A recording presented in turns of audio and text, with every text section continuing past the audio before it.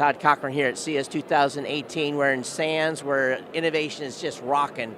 You know, concussions is just massively in the news today, and we've got a group here that has the ability to test progressive concussion damage over time. I guess that's the best way to say it. So, Matt, why don't you tell me what you've got here? Sure, so here we have the Reflection Edge. The way that it works is athletes take a test multiple times a week where we're actually training their cognitive function while we're looking for concussions that we can then rehabilitate. So the way that it works is Patrick here is taking the test. He's interacting with the light patterns that appear on the screen in front of him. We're recording information about his reaction time, his lateral precision, his peripheral vision, and then we're consolidating that into the chart that you can see here, where we're able to see how he performed in any given moment.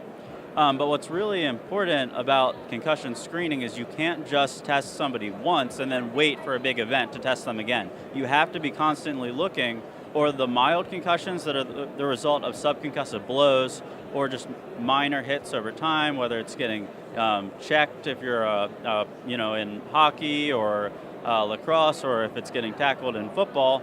Those are the events that over time are going to have the longer lasting effect to lead to things like CTE. So by checking more frequently and by making it engaging for the athletes through the training that will improve their athletic performance, we're able to detect those mild concussions when they occur. And what's cool about this too is the way it's set up. It folds up really small. You can take this to the field and you have a player that takes a hit.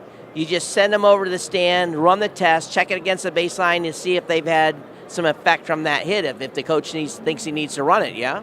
Yep, that's exactly right, and it only takes 30 seconds, so it's not really detracting from the game. You know, you don't have to have the doctors look at the athlete for an extended period of time. You can get a very quick decision that lets you know whether or not that athlete is safe to return to play, whether they need to be looked at further, and what you have to make as a strategic decision on the field. And you're also going to be able to see progressively over the time of a season, or maybe even a lifetime of a player if they're playing at a school or some team where they're at too, right? And if they're seeing a change, then they can address that medically. Exactly.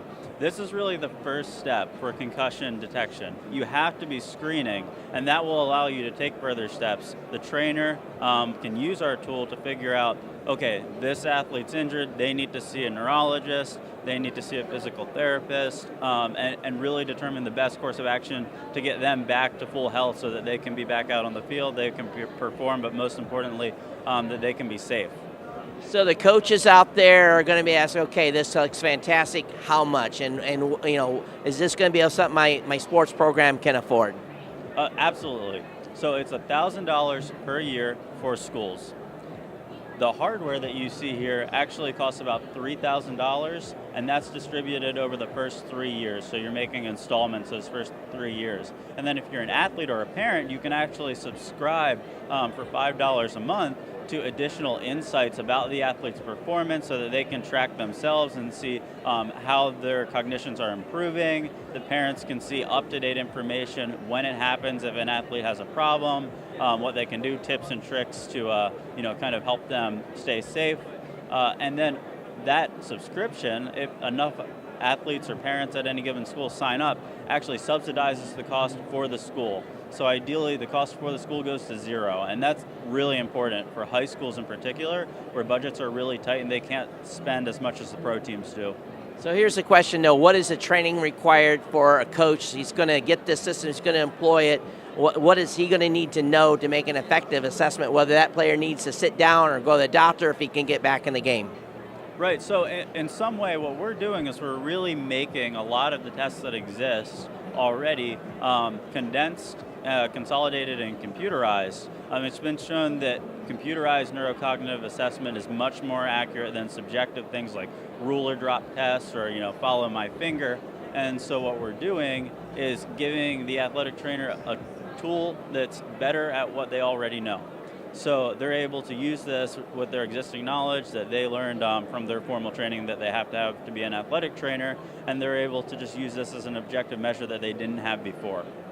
Parents, this thing is priced to a point where even if you've seen this and your school is not running a system like this, get your booster club involved or go to the coach and turn them on to this technology, because I think this is really going to make a big impact. I hate to say it that way, but make a big impact to all these players' health.